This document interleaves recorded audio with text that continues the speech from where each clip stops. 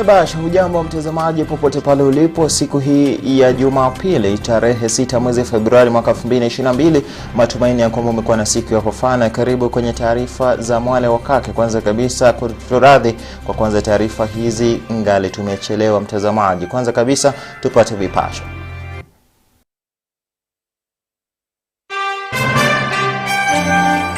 Excellencies, ladies and gentlemen, it is imperative that we invest in these promising new tools and accelerate the rollout as we continue to innovate and introduce other tools to strengthen our arsenal against malaria.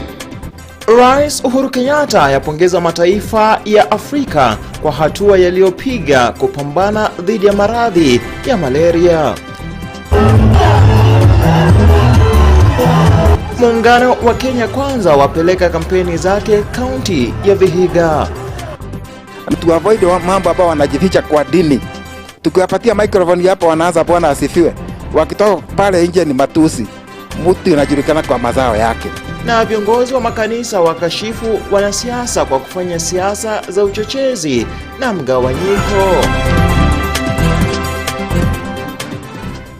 Karibu mtazamaji, tuende sote. Jina langu ni Vincent Kerosi, aliyeko upande wa lugha ishara ni mtoto wa kike Fresha Wanjiko. Naibu Rais William Ruto amemtaja kinara wa ODM Raila Odinga kwa adui wa ugatuzi, akifutilia mbali ugombezi wake wa urais mwezi Agosti. Ruto aliandamana na vinara wenza Musalia Mudavadi na Moses Wetangula walioko kwenye muungano wa Kenya Kwanza.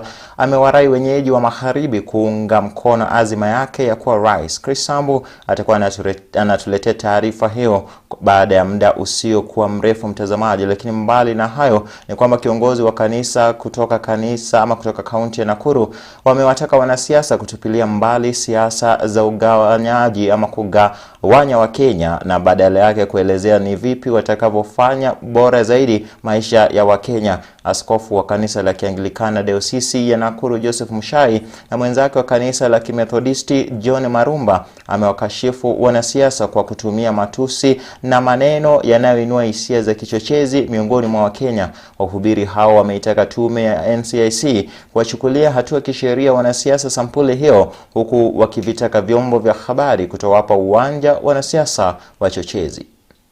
Bila amani hatuwezi tukahubiri injili. Sisi tuko mchanganyiko kama Nakuru Diocese, tuko mchanganyiko. Tuna Waruo katikati yetu, si hivyo? Tuna Waruhia, tuna kila jamii hapa. Na kama kanisa tunakaa tuishi kama jamii moja. Na ni vizuri kukataa wanasiasa wale ambao wanakuja na kutugawanya na kuleta mambo mengine ambayo si ya kutusaidia. Na media hata kama mko hapa ninawaomba, hata nyinyi wale watu ambao wanachochea, hakuna haja kuwapatia coverage alafu ndio mnaweka front news. I think that is wrong. Kuna watu wengine wanasikia wanaitwa watu wa kitendawili. Hiyo ni matusi. Nikasikia wengine wanaitwa watu wa madoadoa. Na madoadoa mnajua ile ilifanya wakati ule uliopita. Si mnajua? Kuna wengine nao wanaita wale wengine wezi. Kama mtu ni mwizi ashikwe apelekwe afungwe afunguliwe mashtaka. Kwa hivyo tunataka tuwe na nchi ambao watu wale watakuja wazungumza juu ya issues. Tusikize issues lakini sio matusi, si hivyo? To avoid mambo ambao wanajificha kwa dini. Tukiwapatia microphone hapa wanaanza Bwana asifiwe. Wakitoka pale nje ni matusi. Our emphasis has been in supporting peace, and the church is appealing to all politicians to cool down the political temperatures that are rising and unite Kenyans.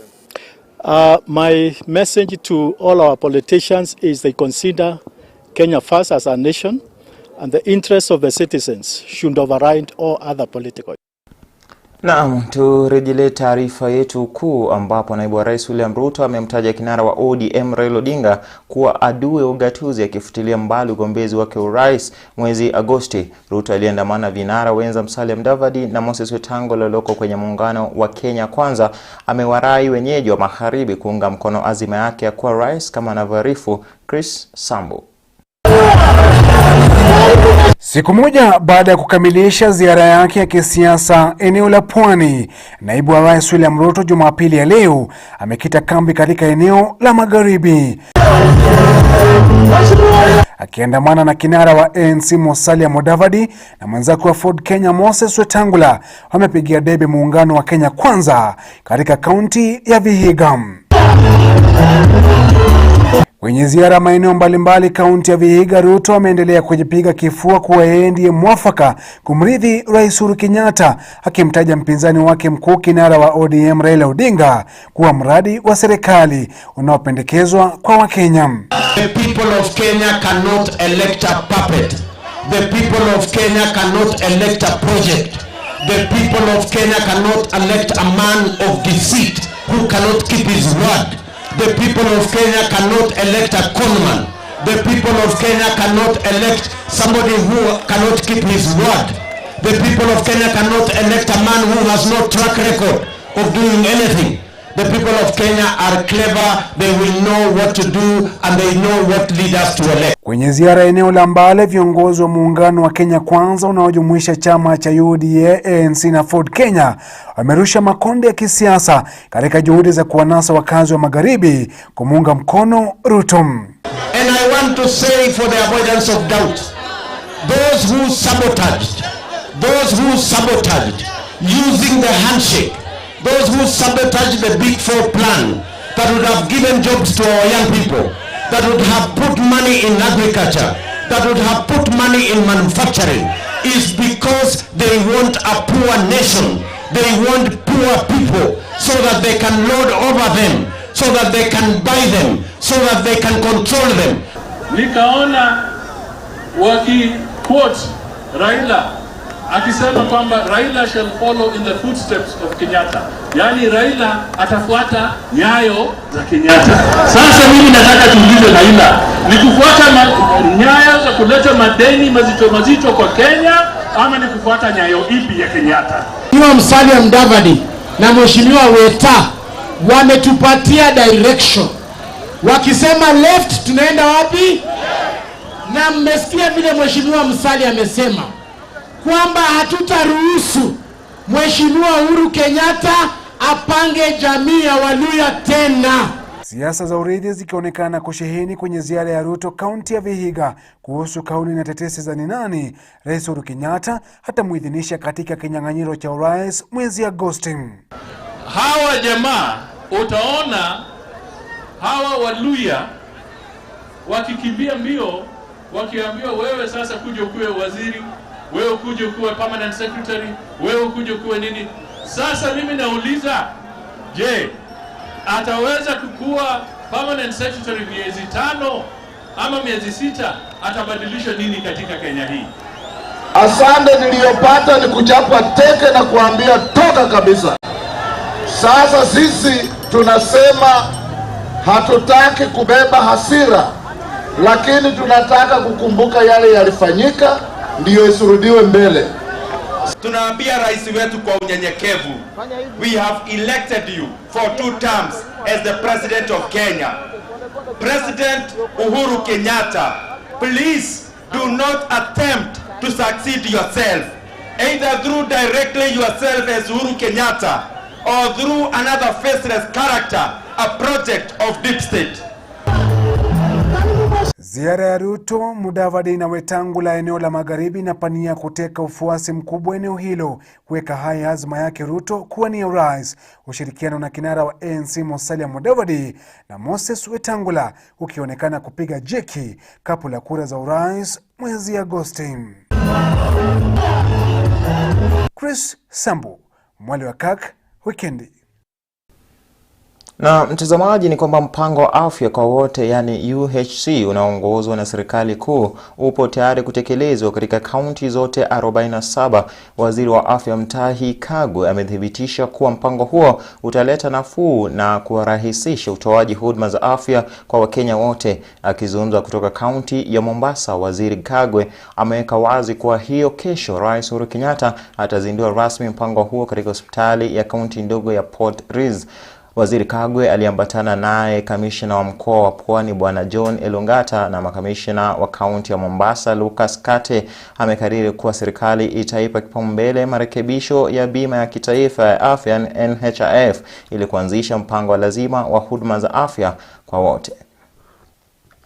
We have decided to do it here in Port Reitz, and therefore we are inviting the residents of the area and generally the residents of Mombasa to come and witness this very, very important occasion as we launch the universal health coverage for the entire country from this particular spot. Hii ni mpango ya wananchi ambayo watahudumiwa mahospitali na mpango wa National Health Insurance Fund. Kwa hivyo mje mkiwa wengi, kujeni mapema ndio msikie vile rais atasema. Mtazamaji, ninayo taarifa moja kabla hajakwenda mapumziko, na ni kwamba kinyang'anyiro cha ugavana katika kaunti ya Machakos kinatarajiwa kushika kasi hata zaidi baada ya aliyekuwa mratibu katika ikulu ya kitaifa Nzioka Waita kusema kwamba hajaondoka kinyang'anyironi, licha taarifa ambazo zinatoka kusema kwamba huenda amejiondoa ili kumruhusu mbunge Mavoko Patrick Makao kuendelea mbele na safari hiyo. Hii ndio taarifa. Sababu ni vizuri tusikize na tusikizane ndio tupange mikakati ya kaunti pamoja na wananchi. Lakini nataka kusema kitu leo ya kwamba watu wengi wamenipatia pressure. Wanasema hawataki nisimame. Kuna wanasiasa wakubwa sana katika hii jamii yetu ya Wakamba ambao wanasema ni vizuri nimpishie mbunge mwingine ama wengine ndio wanganganie hii kiti ya ugavana. Mimi nataka kusema wazi mchana ya kwamba hii kiti tunaenda kuichukua. Nataka vijana, wa mama, wa baba, wa babu na wanyanya wakae standby. Nakuja kuwaona, nakuja kuwasikiza, na tunakuja tukubaliane vile hii county tutaibadilisha iwe county namba 1 katika Jamhuri ya Kenya. Sisi tutasimama na Mheshimiwa Raila Odinga na tutamshika mkono hadi tumpeleke ikulu. Na hakuna kuyumba, hakuna kusita. Nitasema uwazi ya kuwa azimio la umoja ndio mwelekeo ya nchi ya. Mtazamaji, dakika 17 baada ya saa 1 jioni, tuende buraha fupi, tutarejea na taarifa nyinginezo katika upande wa pili wa mapumziko haya.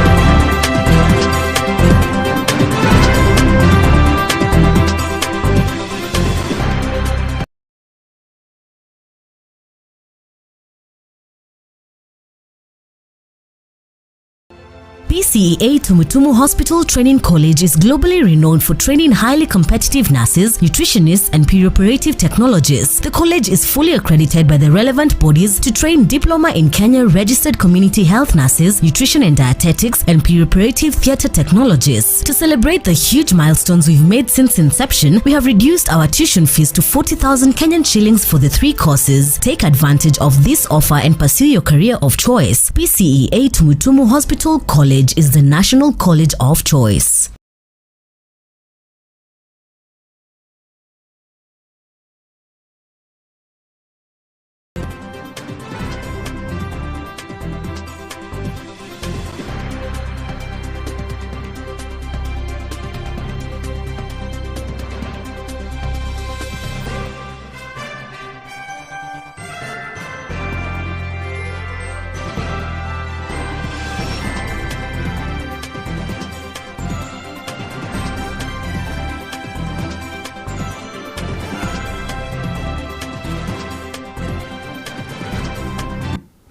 Mtazamaji, karibu tuangazie taarifa nyinginezo ambazo zinajiri katika taifa letu la Kenya na nje ya mipaka hili, ambapo spika wa bunge la kaunti ya Garissa Ahmed Ibrahim Abbas ametangaza rasmi nia yake ya kuwania ubunge wa eneo bunge la Ijara. Abbas, ambaye ni mgombezi wa chama cha ODM, atakuwa kilenga kurejesha kiti ambacho alikipoteza mwaka 2017 kwa mbunge wa sasa Sofia Abdi. Akizungumza amesema kuwa wakati alipokuwa mbunge wa spika alileta mbunge na spika alileta maendeleo eneo hilo akiwarai wakazi kumuunga mkono. Kadhalika Abbas amepigia debe kinara wa ODM Raila Odinga kutoa ushindi wa rais, kitendawili kikisalia iwapo atambwaga mbunge wa sasa Sofia Abdi ambaye alichaguliwa kama kiongozi wa kike wa kwanza katika eneo la kaskazini mashariki.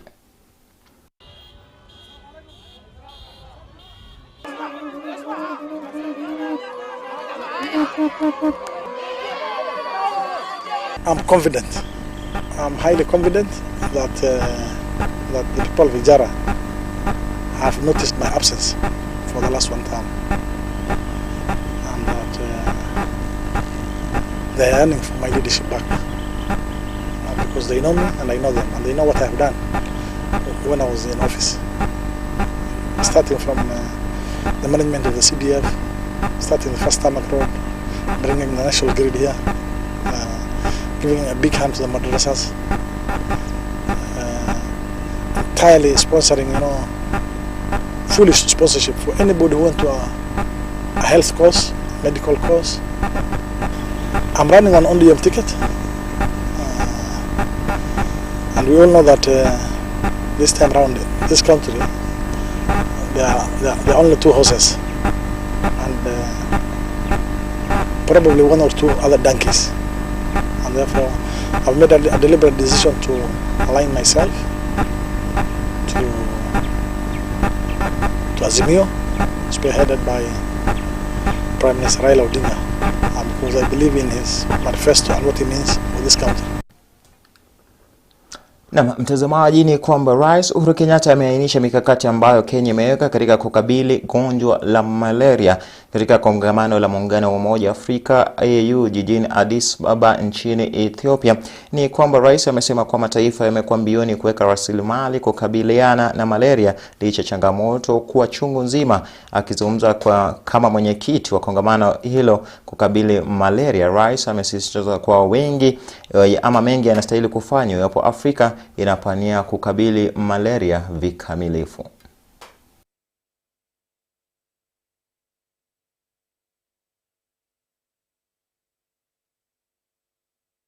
So we are not on track to eliminate malaria by 2030 unless far-reaching strategies are adopted and executed to the letter. There are several emerging threats to the existing tools used to combat malaria, with increasing evidence of resistance to insecticides and medicines used to prevent and treat malaria. To counter this threat and ensure the war against malaria is won, the following are some actions being taken. Countries are deploying new mosquito nets and insecticides to address the threat of insecticide resistance. 2. The World Health Organization approved the first malaria vaccine in 2021 for children under 5 years. This provides an additional tool in addition to the existing tools for malaria prevention and treatment. Na mtazamaji, ni kwamba wanafunzi wa shule ya upili Nakuru School wamefanya maonesho ya kitamaduni kuanzia mavazi hadi maonesho ya chakula ili kuhubiri ujumbe wa umoja na amani, hasa wakati huu ambapo joto la siasa linaongezeka nchini. Mwanahabari wetu Faith Kaolo kwa taarifa hiyo anatujuza zaidi. Shule ya upili ya Nakuru School imefanya maonyesho ya kitamaduni, wanafunzi wa shule hiyo wakivalia mavazi na kufanya densi za kitamaduni. Today was our cultural day. We were showcasing different cultures, the Kikuyus, the Kambas, the Maasais, all of them. We were just showcasing them here. Ni hafla iliyopangwa na wanafunzi wa shule hii, kila mmoja akiingia mfukoni na kuchanga shilingi 300 ili kufanikisha na kujifunza mengi kuhusu historia na mienendo ya tamaduni mbalimbali na kuhimiza umoja miongoni mwa tamaduni zote. So young people can really copy what the old people used to do, and I think our country can go far when we emulate our culture. So just like to encourage all Kenyans that we just love each other, we love the cultures, we have different cultures, but all this makes us one. As far as we have different tribes, that should not bring a feeling of tribalism in us. We should live in harmony, we should love one another, and live as one. Wanafunzi Stacy Ngemu, Purity Leiza wenye umri wa miaka 15 na mwenzao Linda Jerop aliye na miaka 14 walianzisha vuguvugu la Hidden Agenda, lengo kuu likiwa kueneza ujumbe wa amani. Na ni kupitia vuguvugu hilo ambapo hafla hii ilifanyika, wakazi wa Nakuru wakiruhusiwa kuhudhuria hafla hii vilevile na kujifunza mengi. I can really say that as youth we would like to show other people in Kenya that we do not have to be from the same culture in order to get along. No culture is bad and no culture can be defined wrongly, provided you just love your culture, because every culture should be respected and we live in harmony. Us as the youth, we are the ones that should bring peace to the nation or to the country of Kenya. Ujumbe maalum ukiwa kuimarisha usalama na umoja licho tofauti wa ukabila au hata tamaduni wakati huu wa siasa na uchaguzi mkuu, ili kuzuia kushuhudiwa kwa machafuko wakati wa na hata baada ya uchaguzi mkuu. So as we are going near to elections, I'd just like to remind all you Kenyans that we are all one, whether we are Maasais, whether we are Gikuyus, whether we are South Sudanese, whether we are Ethiopians, we are all one. And we should all just love other people's culture, their rich culture. If it's the Maasais and then the Kalenjins, we should not fight. What we hope is that we do it peacefully, because if you are at peace, we also are peace as your neighbors and also the South Sudanese that are here in Kenya. Mkurugenzi wa shule hiyo amesema kuwa hafla hii itakayofanywa kila mwezi itatoa fursa kuelimishana mengi kuhusu tamaduni mbalimbali na kuhimiza umoja kwenye jamii pamoja na kuwekeza mienendo bora wanafunzi wake. And we know that the youths are the ones that are abused the most. They are used by politicians, the bad politicians, to cause chaos.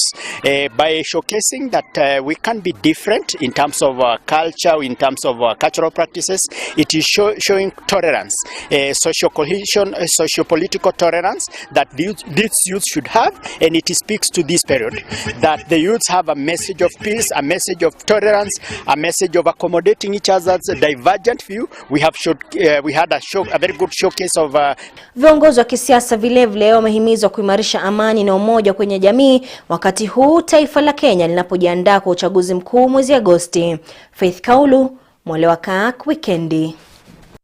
Taarifa ya kufurahisha kuona kwamba wasichana wa umri kama huo wanaweka taifa la Kenya kwanza na kuhimiza amani na upendo miongoni mwa Wakenya. Mtazamaji, mimi na wewe pia tuna nafasi ya kufanya hivyo. Mbali na hayo ni kwamba wakurugenzi wa halmashauri ya zao la majani chai nchini KTDA kutoka viwanda mbalimbali toka kaunti ya Murang'a wamewataka wanasiasa kusita kutumia kilimo cha zao hilo kujinufaisha kisiasa, wakimkashifu mwenyekiti Irungo Nyakera kwa kutoa taarifa zisizo za kweli kuhusu marupurupu kwa wakulima wa zao hilo. Wakurugenzi hao kutoka viwanda vya Kiru, Gatunguru, Gidhambo na Kanyenyaine wamesema kwamba tathmini ya mwisho kuhusu malipo kwa wakulima itatolewa rasmi na wakurugenzi kufikia mwezi Aprili mwaka huu. Mwenyekiti huyo amekwisha tangaza azma ya kuingia katika siasa za uchaguzi mkuu ujao. That we as steel factories and their directors, we have not as yet met to decide how much is payable as a mini bonus for this zone. And those ones who have gone around declaring 10 shillings, they have no authority from us, neither do they have any authority from the farmers themselves. We are the spokesmen of tea factories that affect this Murang'a North area. So we want to dispel any other person. And in particular, Irungo Nyakera, he has gone on Twitter, he has stated about the payment. He doesn't have an authority from us, neither does he have an authority from our farmers. So we would urge the farmers from this area to wait for the meetings that are going to be scheduled in this month of February, to look at the accounts and for us to be able to declare the amount. It is okay for people to speculate. It's okay for people to give figures here and there, but it's important for the farmers to realize the very correct figure we can only come from people who are responsible for that particular work. And in this case, the directors who have been elected by the farmers. Mtazamaji, tufunge kazi kwa taarifa kutoka mashinani kwingineko, ambapo wakazi wa Olikalau watafaidika kutokana na mpango wa maji safi na yale yataka utakaochangia pakubwa ukuaji wa mji huo ulio makao makuu ya kaunti ya Nyandarua. Mradi huo unaogharimu shilingi milioni 684 kunradhi, umeanzishwa na serikali kupitia Wizara ya Maji ili kuangazia changamoto za maji safi kwa wakazi wa eneo hilo. Kulingana na Waziri wa Maji, 95% ya mradi huo umekamilika na ni mradi mkubwa zaidi katika kaunti ya Nyandarua. Mradi huo utamaliza matatizo ya kuwepo kwa maji safi na kutupwa kwa maji taka. Kwa vile tumekuwa pia na kikao na wafanyikazi na mkurugenzi mkuu ambaye amesimamia huu mradi, nimehakikishiwa ya kwamba mwezi ujao kufikia mwisho wa March huu mradi utakuwa umekamilika. Tutapata sasa kuona magonjwa ambayo uadhiri ama upata watu sababu ya kuna maji safi ama maji taka ielekezwe pale nataka ielekezwe. Hayo magonjwa yataisha. Ndiposa niseme huu mradi utashikilia pakubwa mambo ya universal health coverage. Ile tunaelewa kwanza ni mojawapo ya legacy projects ya Mheshimiwa Rais Uhuru Kenyatta. Na tumewarai wananchi ili waone kwamba wanailinda miradi hii, wanaichukulia kama miradi yao na wanatupa taarifa kwa mtu yeyote ambaye anajaribu kuiharibu. Usalama wa miradi hii ni juu yetu sote, na pia tumetoa onyo kwa wananchi kwamba mtu yeyote atakayepatikana akiiba au akiharibu kitu chochote ambacho ni cha critical infrastructure, ikiwepo pia miradi ya maji au wizi, tutamchukulia hatua kali. Mtazamaji, shukran sana kwa kuwa nami katika Mwale wa KirkTv siku hii Jumapili. Sijawa peke yangu, upande wa lugha ya ishara amekuwepo mtoto wa kike Fresha Wanjiko. Kuonana tena ni hapo kesho majali yake Mwenyezi Mungu. Kutoka kwangu nasema usiku mwanana, lala salama wewe na hali zako. Kwa heri.